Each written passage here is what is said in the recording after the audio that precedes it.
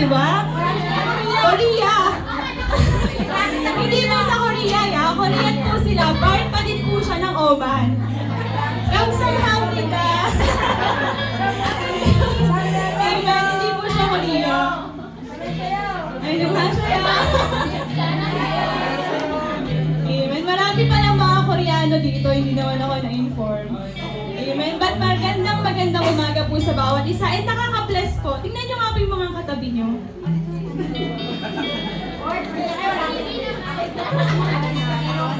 Ano po napansin nyo?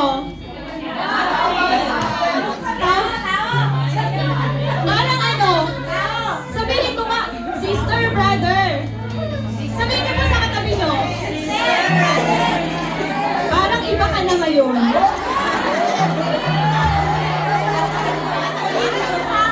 Sabihin niyo naman sa katabi nyo.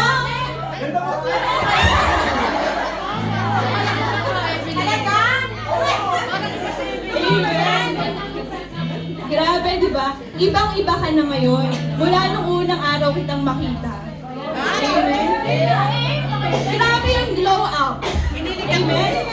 And it's all because of the glory of the Lord. Amen. So tama po yung sabi ng ating moderator.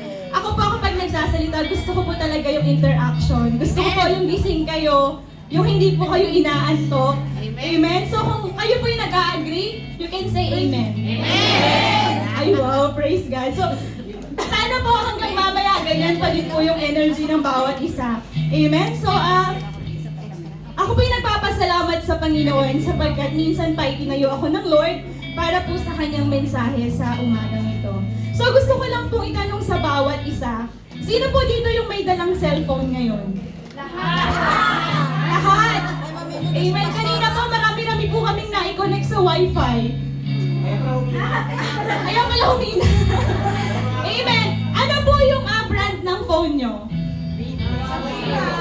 Samsung. Sino kayo di Huawei yung phone? Konti-konti lang. Samsung. Ay, madami. So, ibig sabihin mga naka-iPhone ng lahat? Sino naka-iPhone dyan? Ay, wow. Ay, huwag na kayong mahiya. Sige, sino naka-iPhone? Ate Juliet. iPhone. Alam niyo po ba na may launching na naman ng bagong iPhone 15 na ba? 15? Diba? So, napakabilis. Amen. O sige po, kung ayaw niyo sabihin yung phone nyo, kapag may tumatawag sa inyo, paano niyo sinasagot? Hello? Hello? Hello? Sige po. Kapag ang tumawag sa inyo ay kasamahan sa trabaho, paano kayo sasagot? I'm sick! I'm sick today. Kapag ang boss, paano kayo sasagot?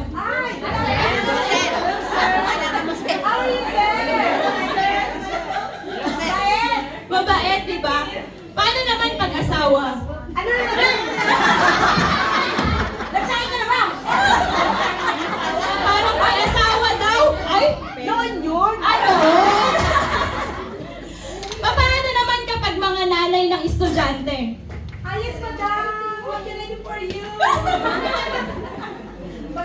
Paano naman kapag kapatiran na, Ma'am Shi? Ay, hallelujah! Sister! Glory to God! Amen! Amen! Praise God! Alam niyo po, may mga kanya-kanya tayong way kung paano natin sasagutin yung mga tawag sa atin. Amen? Alam niyo po ba, may nag-search ako di ba? So, ito pong na-invented ni Alexander Graham Bell, yung telephone. Ayun, talino talaga ni Sis Nikki. Amen. Ano yung ina-expect niya na sagot kapag tumawag ka? Sabi niya, ahoy. Kung mga sa Pinoy pa, ahoy. Diba? Ahoy, meaning nakikipag-contact dun sa malayo sa'yo. Amen. Pero alam niyo po ba kung sino ang nag-suggest ng word na hello? Si Thomas Edison. Ay, kilala mo? Ano sa inyo ba yun? Taga Davao pala si Thomas Edison. So siya po yung nag-suggest ng ng word na hello. Ay, lumipat na. Lumipat na pala si Thomas Edison. Hindi naman tayo na-inform, no? So, siya po yung nag-suggest ng word na hello. And yun na po yung inabutan nating lahat. Ano po, na kapag nakakarinig tayo ng tawag, ang una nating sinasabi is, paano nga kayo mag-hello? Napakalalambing naman. Di ba natin matatawag? Amen. But you know, alam niyo po mga kapatid, like answering phone, we also have different ways to answer God's call. Amen. Amen. Kanina sabi ni Ate Mercy sa kanyang testimony, nung tinawag daw siya ng Panginoon, nag-ano pa siya. Amen. Nagliko-liko pa siya. So tayo din po, I believe, marami pong beses na tinatawag tayo ng Diyos, but we have our different ways on answering Him. Amen? Meron pong mga kapatiran tayo dito na matagal nang tinawag ng Lord, pero ngayon pa lang natin nakasama. Meron naman pong mga tinawag noon, huminto, bumalik ngayon. Amen? At meron pa po sa labas na tinatawag ng Diyos, pero hindi pa nila sinasagot magpahanggang sa ngayon. At yan po yung ating pag-aaralan sa umagang ito na makikita po natin sa verse ng Isaiah chapter 6, verse 8. Sabi po dito, "And I heard the voice of the Lord saying, Whom shall I send and who will go for us? Then I said, Here I am, send me." So let us close our eyes and let us pray. Amen. Hallelujah, Jesus. Marami pong salamat, Panginoon, sa umagang ito, dakilang Diyos. Salamat sa buhay ng iyong mga anak, Panginoon, na narito. Salamat sa bawat kaluluwa ugad na nakasama namin. Tunay nga, dakilang Diyos, na tapat ka sa kanilang mga buhay. Lord, remind us, Panginoon, and let your message be timely, Panginoon, sa aming mga buhay, na kung paano mo kami tinawag, dakilang Diyos. Ama, maraming salamat, Panginoon. Speak to your people in your own special way, Panginoon. And let your word be upon us, dakilang Diyos. Less of me and more of you, Panginoon, sa umagang ito. Salamat po, in Jesus' mighty name we pray. Amen. Amen. So, ang title po natin sa umagang ito ay, basahin nga po natin. Here I am, send me. Sino po bang nagsabi niyan? Bukod po sa inyo na sinabi nyo ngayon, syempre. Pero sino po yung nagsabi niyan sa Bible? Naku, nakita nyo eh. Kilala niyo po ba kung sino yung nagsabi niyan? Sa mga hindi po nakakakilala, yan po ay sinabi ni Isaiah. Si Prophet Isaiah po, ano po? So sabi niya, Here I am, send me. Marami pa pong mga verses sa book ng Isaiah na alam po natin. May favorite verse pa po ba kayo? May favorite pa po ba kayo sa mga sinabi niya? Isaiah 60:22.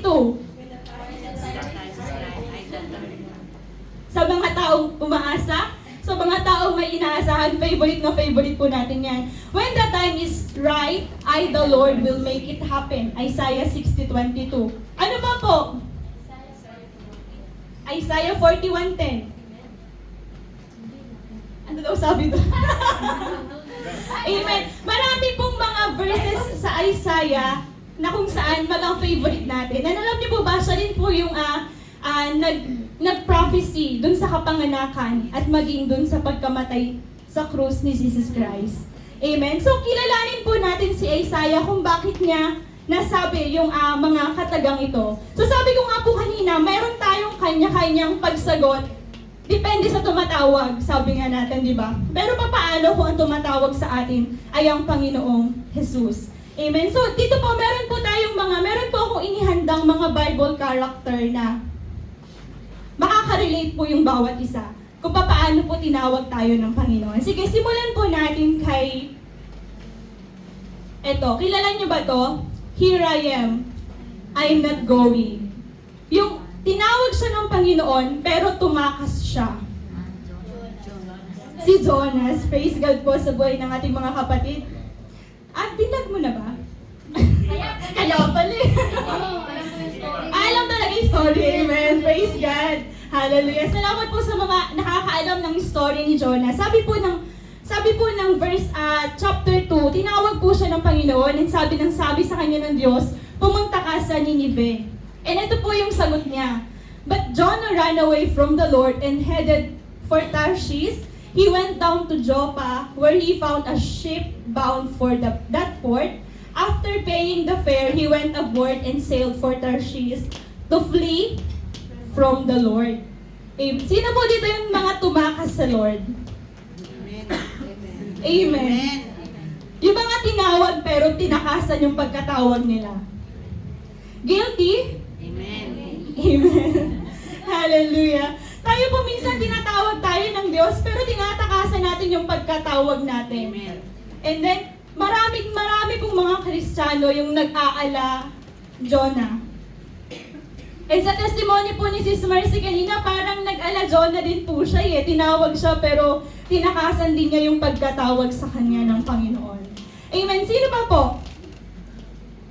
Eto. Here I am, send someone else. Ikaw po nang i-vlog. Sino to? Sino to, mga kapatid? Sino nagsabi nito? Lord, mag-send ka na lang ng iba, wag na ako. Si Jonah po is siya yung tumakas eh. Sige po, siya po yung ginamit ng Lord para maitawid po yung ating mga Israelites. Si Moses. Amen. Sabi po ni Moses, Exodus 4 verse 13, but Moses said, pardon your servant Lord, please send someone else. Amen. Bakit niya po sinabi yun? Kasi nakita po ni Moses yung kanyang kakayahan. Di ba si Moses po is bulol siya magsalita, nahihirapan siyang magsalita sa harap ng maraming tao. So minsan tinatawag tayo ng Diyos, pero dahil nakikita natin yung kahinaan natin, ayaw natin. Lord, iba na lang. Si Pastor Jerwin po ang nag-a-assign sa amin kung sino ang mga participants or tatayo every Friday. Yan, alam niyo po minsan, kapag ina-assign ka, sasabihin natin kay Pastor Jerwin, baka pwede. Ikaw na lang. Sasabihin ko sana iba na lang. Pero totoo po yun, since siya po yung nag-a-assign, madalas po talaga, siya ang sasalo. Amen? So tayo din po minsan, kapag pinag-opening prayer tayo, diba? Ano nagiging sagot natin? Ikaw na lang. Si Ate Fremi, ikaw na lang, nahihilo kasi ako. Kaya hindi natatanggal yung gilo-gilo Sino ba po? Yung mga nagiging paniki dito kapag tinatawag sa prayer. Ba't ako? O, sige, ikaw na yung bat. Amen? Marami tayong way how to answer God's calling. And alam niyo po, sa simbahang ito, nakaka-bless po, ano? Kasi kahit hindi po kayo tinatawag, may mga nagluluto, may mga naglilinis, may mga nag-i-invite ng kapatiran. Alam niyo po yung mga calling niyo sa Lord, hindi po siya mawawala ng kabuluhan. It will not be in vain. Yung lahat ng hard works niyo, nakikita po lahat yan ng Panginoon. Minsan, hindi siya nakikita ng tao, but it's okay. Hindi siya nakikita ng mga pastor, but it's okay. Ang Lord po, wala kang kahit maliit na bagay na ginawa na hindi niya nakita. Amen. Amen? Kaya kung tinatawag ka ng Panginoon para sa ministeryong ito, be like Isaiah. Sabihin natin, here I am, Lord, send me. And then next po, siya na yan. Here I am, send me. So marami naman po mga tinawag ng Lord, like yung mga disciples, di ba? Kahit nangingisda sila, iniwan nila, and then tumugon agad sila sa pagkatawag ng Panginoon. So hindi ko na po siya inilahat, kasi madami din po sila. Amen. So here I am, send me. Sabi ng Isaiah 6 verse 8, then I heard the voice of the Lord saying, whom shall I send and who will go for us? And I said, here I am, send me. So bakit po kaya yun sinabi ni Isaiah? Bakit ganun kadali para sa kanya? Nasabihin na, Lord, ako na lang. Kung sa panahon pa natin ngayon, baka kapag meron tayong kapatiran na ganyan, sasabihin mo, ay bida-bida naman to. Di ba ganun tayo kapag halimbawa, marami kayong mga kasama sa bahay.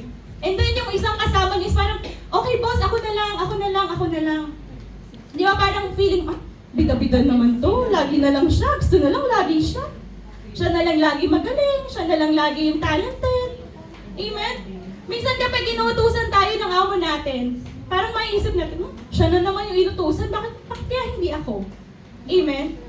May mga ganun tayo na thinking minsan. Pero bakit kaya si Isaiah, bakit napakadali para sa kanya na sabihin that, Lord, here I am, send me. Alam niyo po, I've been serving the Lord since 2008. 2008 po, nung ako'y tinawag ng Panginoon, and tinanggap ko siya bilang aking Lord and Savior ng aking pong buhay. And nararamdaman ko yung pagtawag ng Lord, pero lagi ko siyang nire-refuse. Amen. Kasi po, meron akong mga kahinaan, meron akong mga obligasyon, kasi ako po yung eldest sa aming family. Amen. So, nung ako po'y nag-aaral ng high school, at ako po'y sobrang active sa mga gawain. Amen. And nakaka-bless po, kasi nararamdaman ko na parang gusto ko mag-aral ng Bible school. Pero dahil nga po panganay ako, tapos maaga pong namatay yung mama ko, so kailangan kong magtrabaho para sa family namin. So parang yung pagkatawag sa akin ng Lord na parang, Lord, pwede ba saka na muna? Aayusin ko muna yung financial ng pamilya namin and then saka ako maglilingkod sa'yo. Kayo din po ba may mga ganun po kayong senaryo sa buhay nyo? Amen. Na parang sinasettle muna natin yung mga bagay na kailangan, na tingin natin, kailangan natin. Pero binabaliwala natin yung pagkatawag sa atin ng Panginoon. And I said to the Lord na, Lord, hindi naman ako mawawala. Nandito pa rin naman ako. Amen? Hanggang sa nakapag-abroad nga po ako.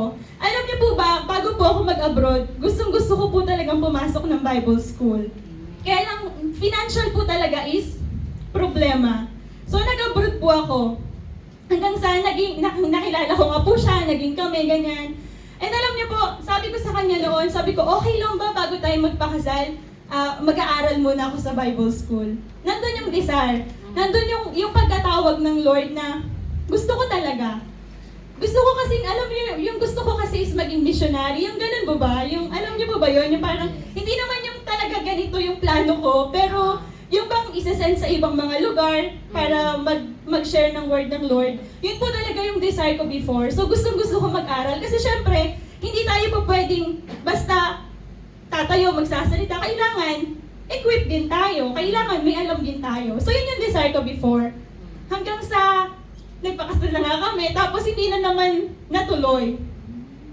Pero alam niyo po, like Jonah, kapag tinawag ka ng Panginoon, hindi ka kasi makakatakas. Amen. Hindi ko naman alam na ang ating po palang pastor and pastora is kailangan ng mag-for good. And itinayo ako muli ng Panginoon. And then nung sinabi sa akin yun nila pastor and pastora, naalala ko yung pagkatawag sa akin ng Panginoon noon. Na nire-remind ako na, di ba sabi mo, kapag okay na yung lahat, is maglilingkod ka na sa akin ng, alam mo yun, yung gano'n. So nakaka-bless po kasi hindi natin alam yung plano ng Diyos. Pero kapag tinawag tayo ng Panginoon, kailangan nating tumugon. Amen? Si Jonah nga, kinain na ng isda, nakalabas pa eh. Amen? Ikaw pa kaya? Amen? So, tugunin natin yung pagkatawag sa atin ng Panginoon. So, bakit po ganun na lamang kadali para kay Isaiah na sabihin na, Lord, here I am, send me. So, sino nga ba si Isaiah? So, background check po tayo. Si Isaiah po is the son of Amos, cousin of King Uzziah. Amen? Si King Uzziah po, he is the king of Judah. Amen? So, makikita natin that si Isaiah po pala is, kumbaga sa panahon ngayon, siya ay part ng royal family. Kasi pinsan po siya ni King Uzziah. Sige po. He has two sons, namely Shear-Jashub and Maher-Shalal-Hashbaz. Alam niyo po ba na ito yung pinakamahabang pangalan na nailagay sa Bible? Trivia po yan Maher-Shalal-Hashbaz. Yan po yung longest name that written in the Bible. Amen? And anak po siya ni Isaiah. Isaiah's name means, the Lord is salvation. Amen? Ang ganda po pala ng pangalan ni Isaiah. Amen? Sige po. Isaiah's mission. Ito na. Tayo tayo po, anong mission natin? To reach, preach, teach, shepherds, make a disciple, and baptize. Si Isaiah po, he has the mission to remind the people who is the source of all blessings and prosperity was. Tayo po ba, kilala po ba natin kung sino yon? Isaiah not only predicted the fall and captivity, but also the rescue, restoration, and salvation of God's people in the future. Alam niyo po ba, si Isaiah, tinawag nga siya na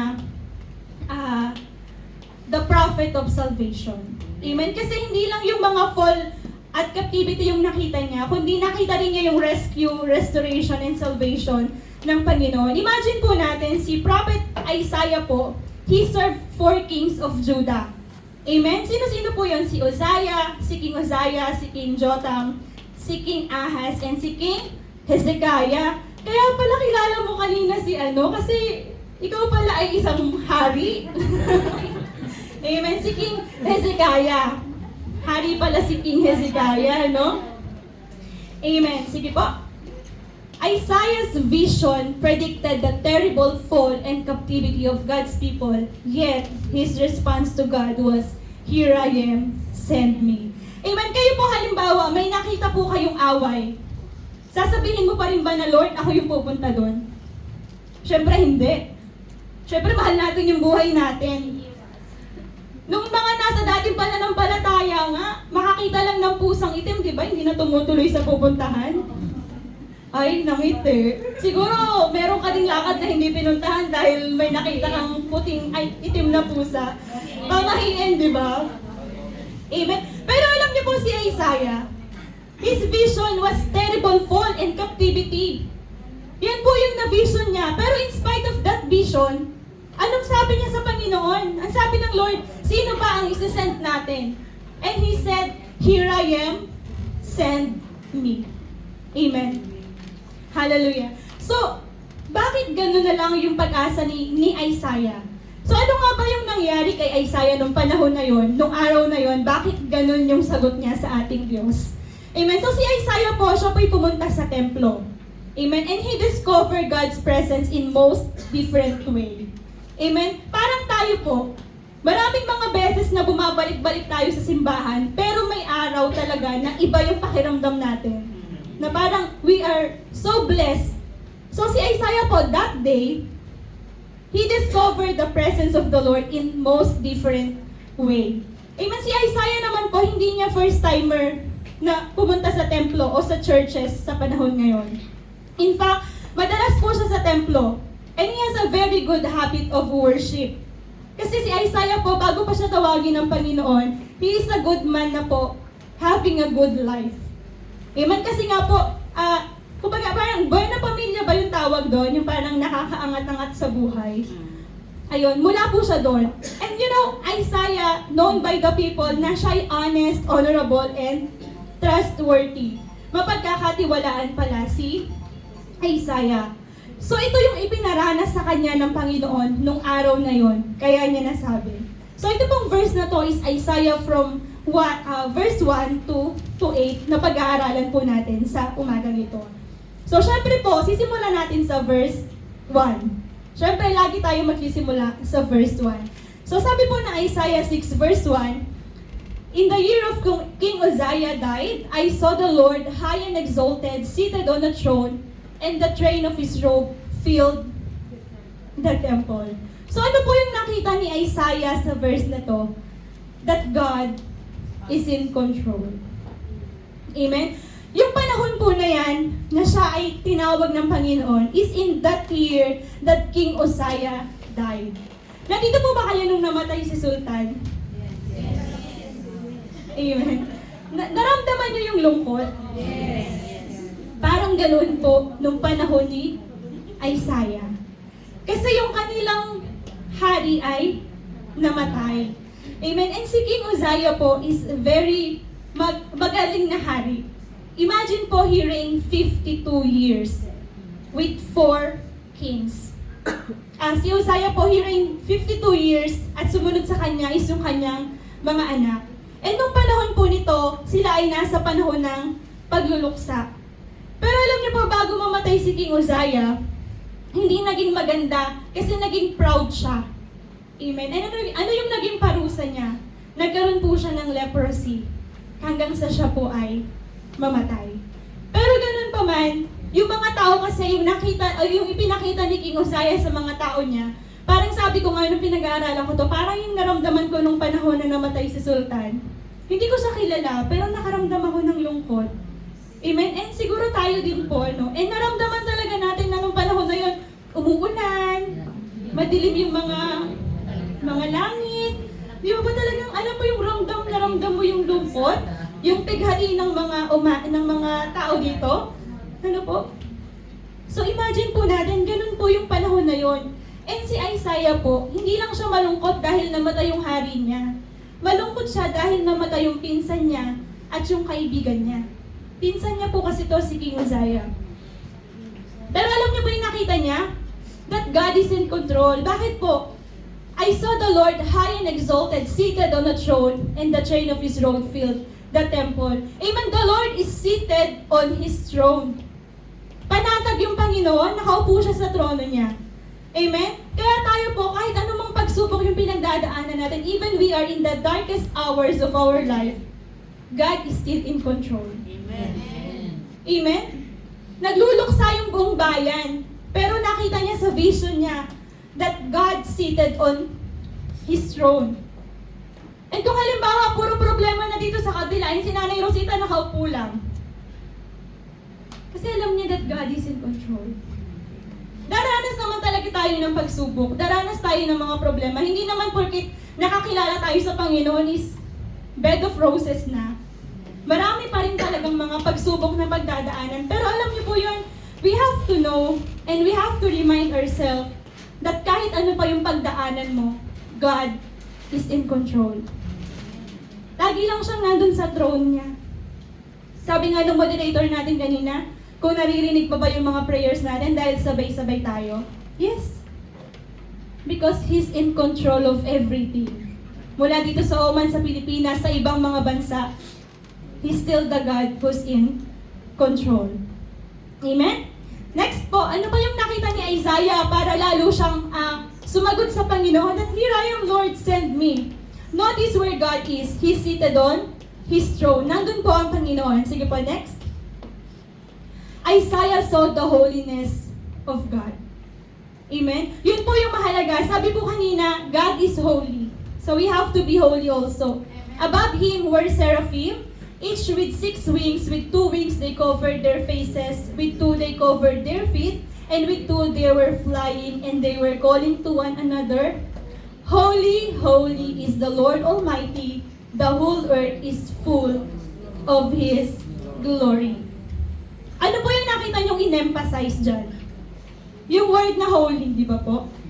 Yung mga teachers dito, di ba kapag gumagawa kayo ng mga ituturo nyo sa mga estudyante, di ba kapag importante yung word, nilalagay nyo ng underline?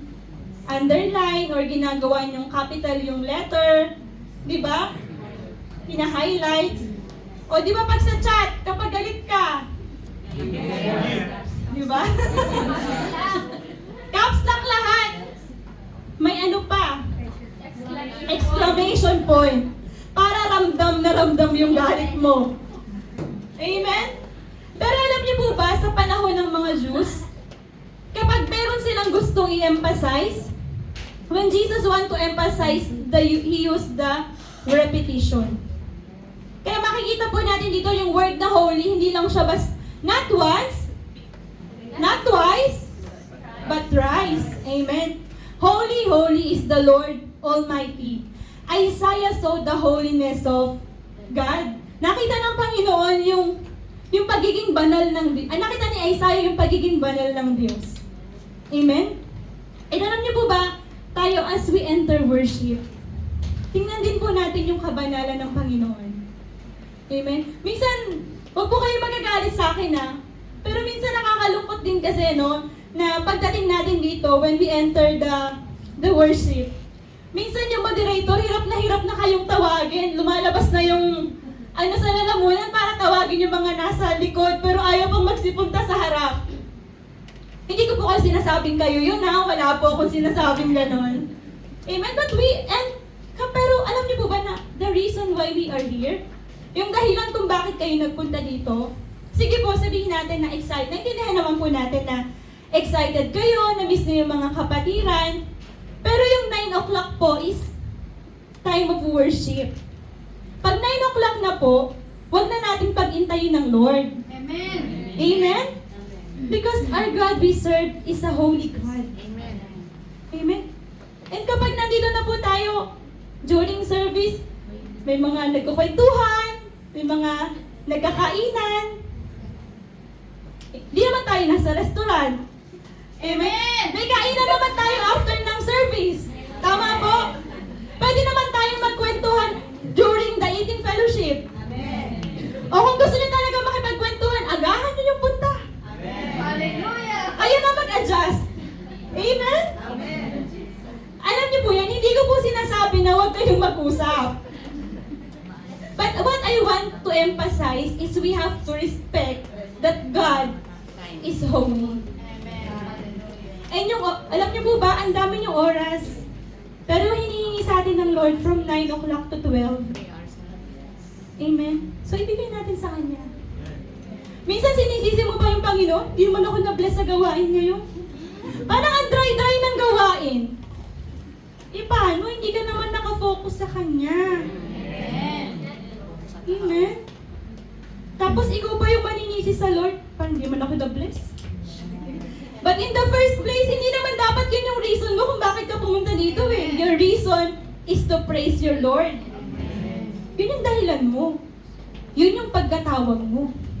Amen? Kaya tayo nilikha ng Panginoon to worship Him. Siya na nga yung naglikha sa atin, siya pa ba yung gagawa nun para sa sarili niya? It's our job, and that's our calling. Amen? So sinasabi ko po ito, hindi po para saktan kayo. Kaya wag po kayo magagalit sa akin, but to remind us that like Isaiah, we have to see the holiness of God. Let's focus on Him. Ano ba yung 4 na oras? Ay, 3 oras nga lang eh. Yung oras ng Panginoon, ibigay natin sa Kanya. Amen? Ibigay natin sa Kanya yung oras na para sa Kanya. Sa dinami-dami ng binigay sa'yo ng Lord, yun lang yung hinihingi niya para sa'yo. And maging eye-opener po sa atin sa umagang ito, na kung bakit si Isaiah is gano'n na lang siya sumagot sa Lord because he saw the holiness of God. And it was repeated 3 times. Amen? Sa Bible, may nakita kayo na, halimbawa, yung faith. Faith, faith, faith. Di ba wala namang ganun? Hope, hope, hope. Wala naman, di ba? But ito, holy, holy is the Lord God Almighty. He's emphasizing the word holiness, meaning God is holy. Amen? So when we enter worship, let's focus on Him because He is holy. Amen? Sige po, next verse po. Ito, to mention something 3 times in succession was to elevate it to the highest degree. Amen? Sige po. Isaiah 6 verse 4, Isaiah saw the power of God. Sabi po dito sa verse, at the sound of their voices, the doorposts and the threshold shook and the temple was filled with smoke. Amen?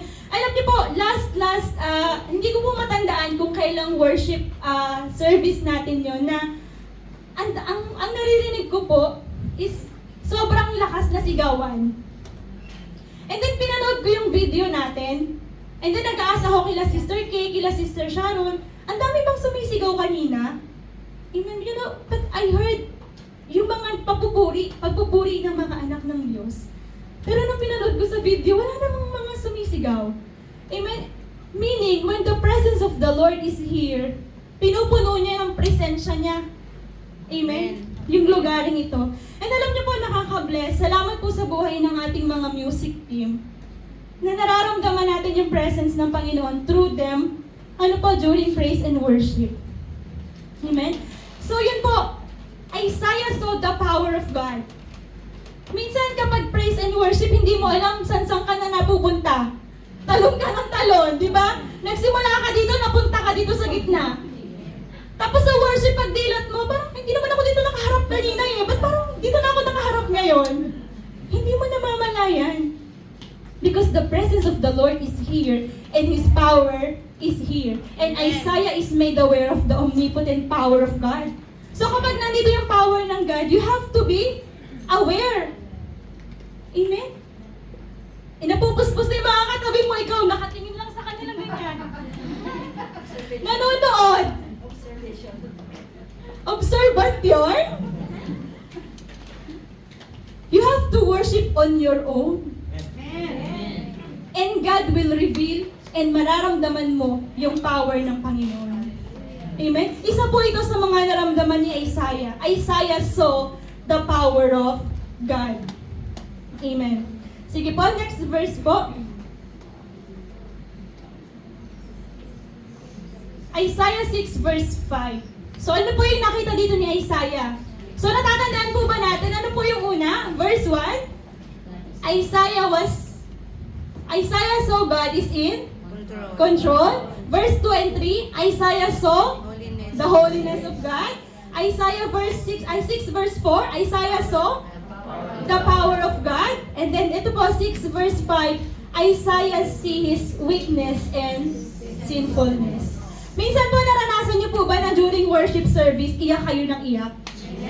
Kasi feeling nyo, napaka-makasalanan ko, Lord. Hindi ko to deserve, Lord, pero binibigay mo sa akin. Kasi when we are in the presence of Lord, dahil holy yung Panginoon, ayaw niya na nananatili tayo sa kasalanan na meron tayo.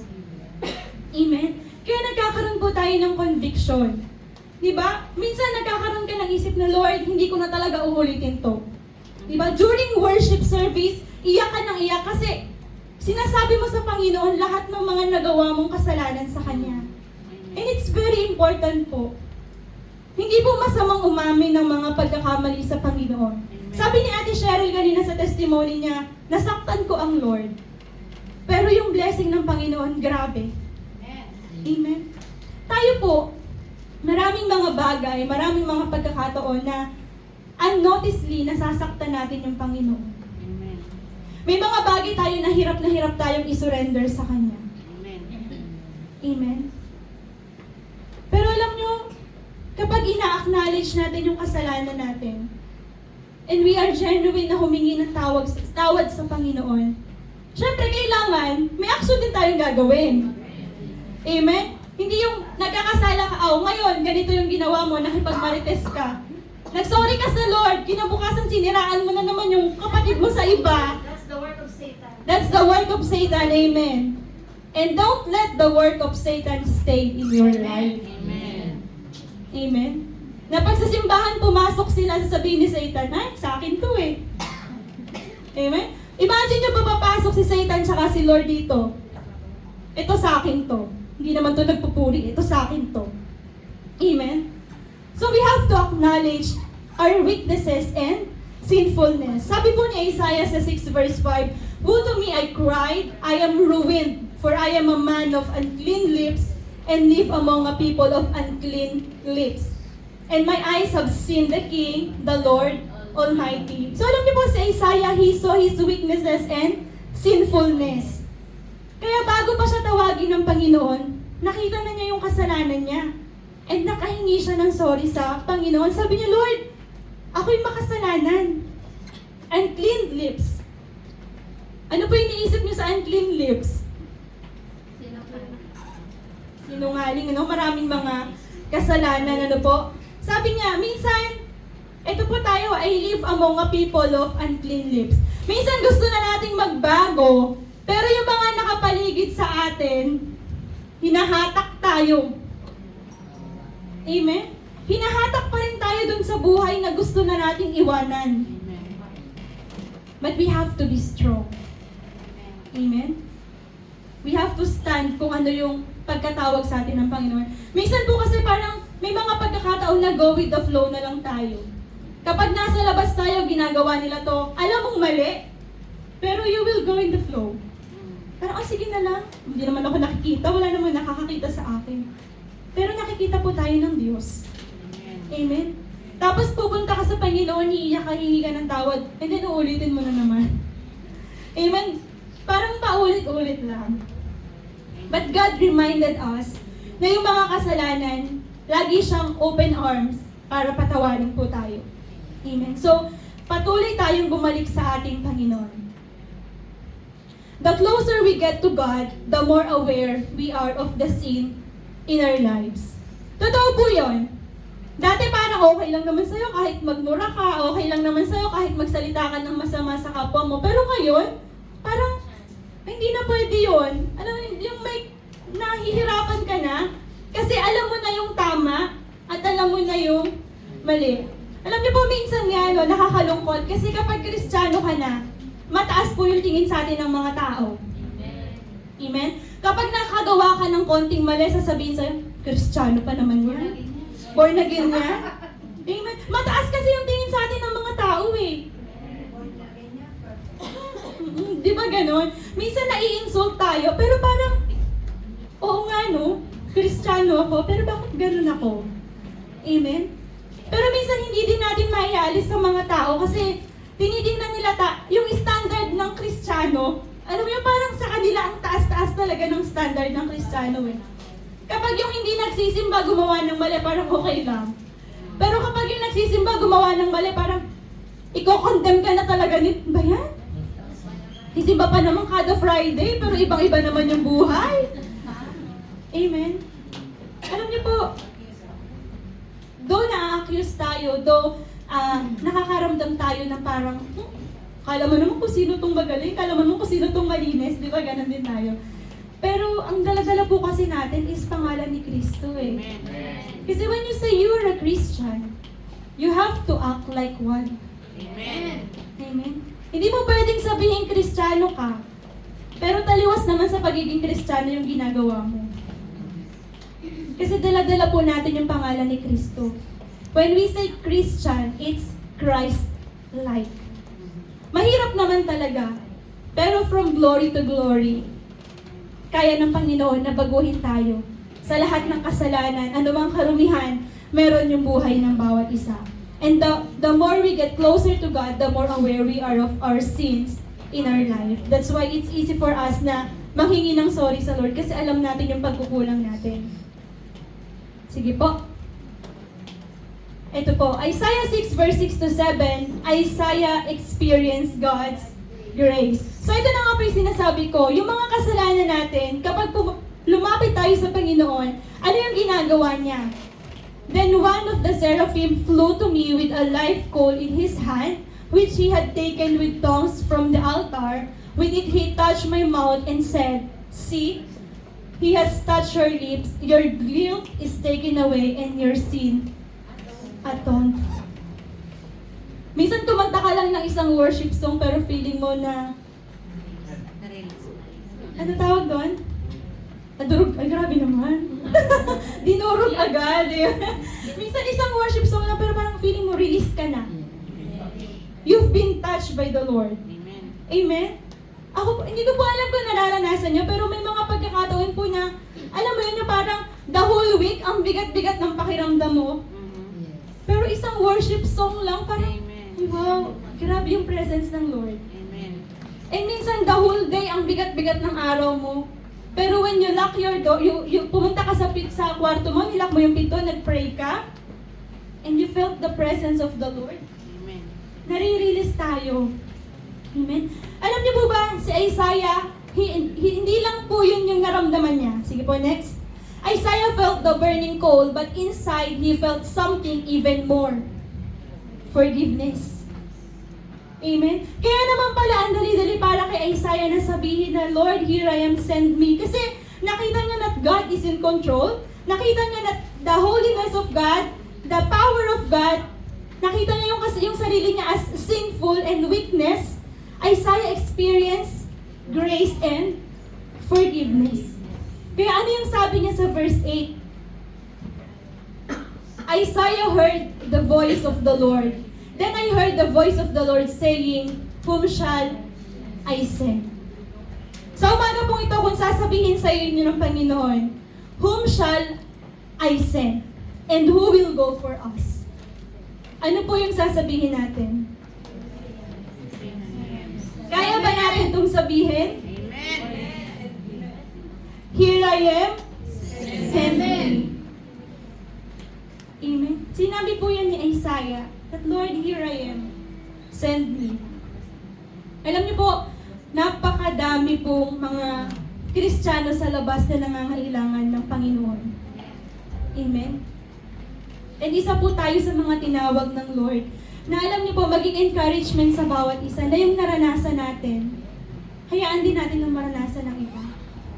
Share the gospel to others and be like Isaiah. Kapag sinabi ng Panginoon, who will go for us? Madali nating masasabi that, Lord, here I am, send me.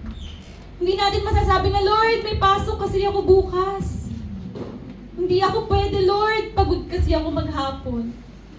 Lord, hindi ako pwede kasi wala akong cash. Amen?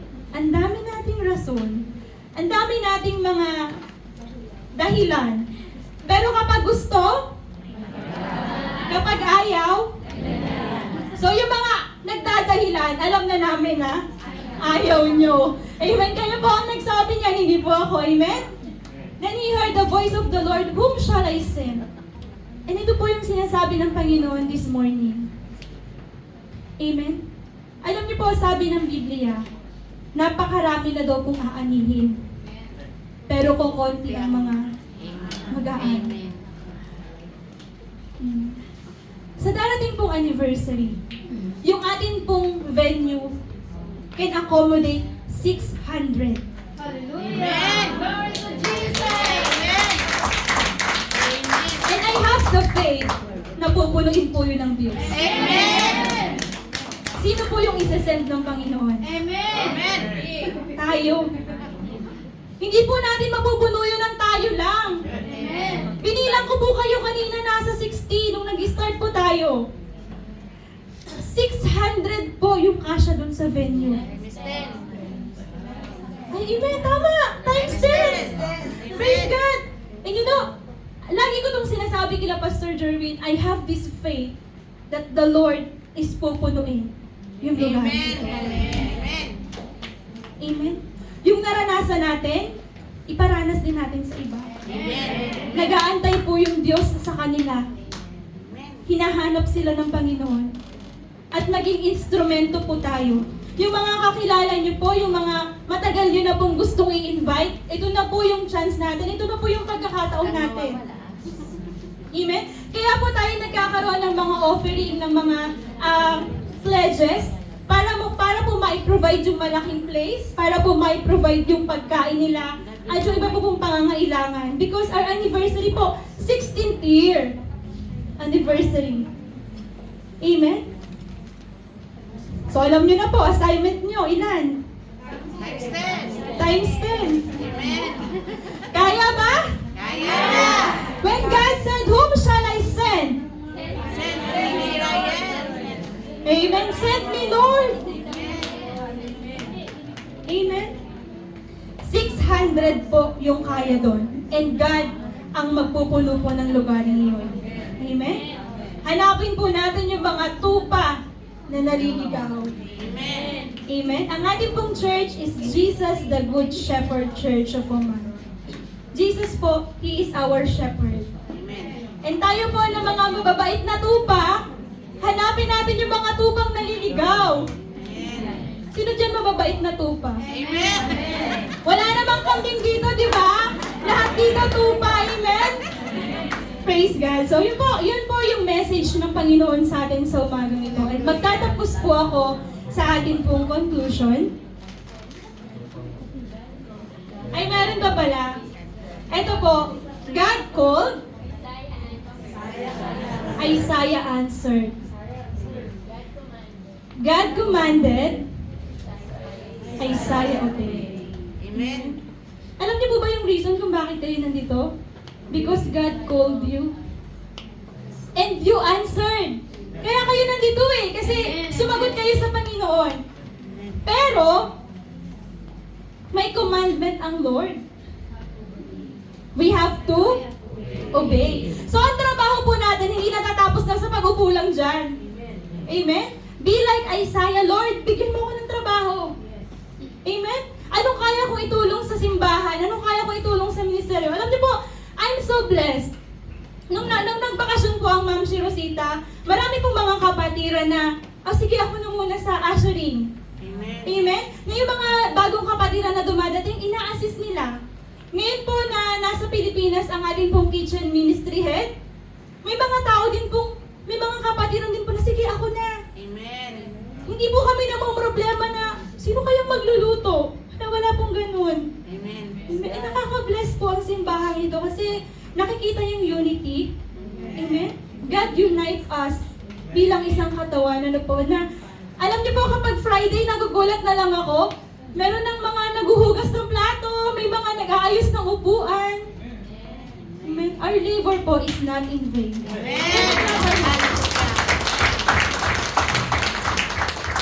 Amen. Salamat po sa inyong mga buhay at patuloy po tayong tumugon sa pagkatawag sa atin ng Panginoon. In our conclusion po, enter to worship, depart to serve. Amen. Amen. Alam niyo po ba kung saan po napako si Jesus Christ? Saan po siya napako? Sa krus. Alam niyo po ba yung itsura ng krus? Alam niyo po? Ang krus po ay isang line na pa-vertical at isang line na pa-horizontal. When we are entering the worship, we are vertically connected to the Lord. Amen. And when we are departing from here, we are horizontally serving others. Amen? Amen. Yung commandment po ng Lord, love the Lord your God, it is horizontally. Love your neighbor as yourself. It is vertically. And love your neighbor as you love yourself. It is horizontally. So sa bawat araw ng buhay mo, always remember the cross. And you will remember this. Enter to worship, depart to serve. Amen. So sa paglabas po natin dito, sa paghihiwa-hiwalay natin, our mission is to serve Amen. for His kingdom. Amen. Amen? So, dalangin ko po na ang buhay ng bawat isa, like Isaiah, i-prepare po tayo ng Lord to be His sanctuary. Amen. Kasi hindi po natin kakayanin kung hindi tayo handa. But maging prayer po natin this morning is, God, prepare me to be your sanctuary. Amen. Na hindi lang ako basta ganito, na kaya kong tumugon sa pagkatawag mo. Amen? So, yun po. And salamat po sa Panginoon. So, may I request the music team and patuloy po tayong magpalinis sa Panginoon sa umagang ito sa pagkatawag niya po sa ating mga buhay. That we are here to worship the Lord, to enter worship, and to depart in serving our Lord Jesus Christ. Amen? Kung hindi pa po tayo handa sa umagang ito, hingin po natin yung presensya ng Panginoon na, Lord, prepare me. Yes. Aawit po tayo ng kantang, Lord, prepare me to be your sanctuary. And awitin po natin ito as a prayer. Na ihanda po tayo ng Panginoon to enlarge our territory.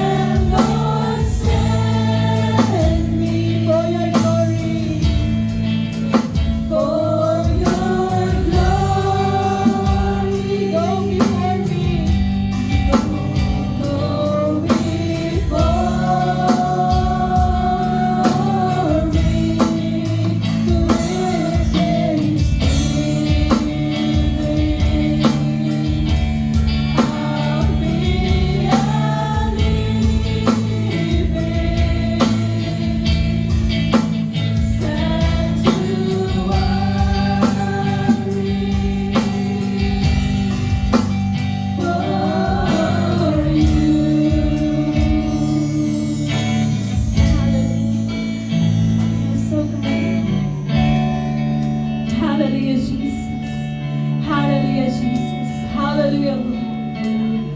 Thank you, Lord God, for preparing us.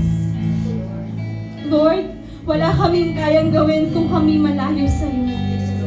Pero dahil kasama ka namin, Panginoon, even the impossible things we can do because you are the one who strengthened us, Panginoon.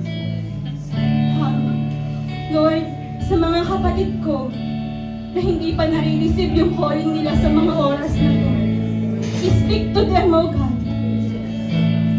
Sa kanilang pagtugon, Panginoon, you will prepare them, Panginoon. Hallelujah.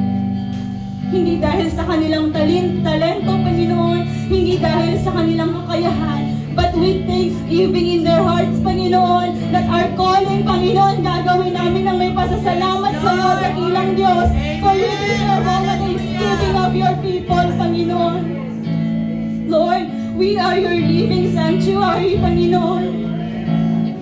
Hayaan mo, Panginoon, at tulungan mo kami, Panginoon, to be pure and holy. Tried, Panginoon. Lord, naranasan na namin ang lahat sa buhay, Panginoon. Salamat sa ups and down, Panginoon. Lord, sa masayang araw, kasama ka namin, Panginoon. Sa kalungkutan, kasama ka namin, O Diyos. Hindi mo naman kami pinabayaan, Panginoon. May mga pagkakataon na lumalayo kami sa iyo, O Diyos. May mga pagkakataon na nagtatampo kami sa iyo, Panginoon. And it's because we are not prepared. Lord, this is your chosen generation, Panginoon. Hallelujah. We are your chosen generation, Panginoon. Seryoso ka sa pagkatawag sa mga kapatid kong ito, Panginoon. And siseryosohin din namin, Panginoon, yung commandment na nais mo namin gawin, Panginoon. Lord, with humbleness, with humility, with thanksgiving, Panginoon, prepare us, O God. Prepare your people, Jesus. Prepare us, O Lord. Maaaring iniisip namin yung aming mga kahinaan.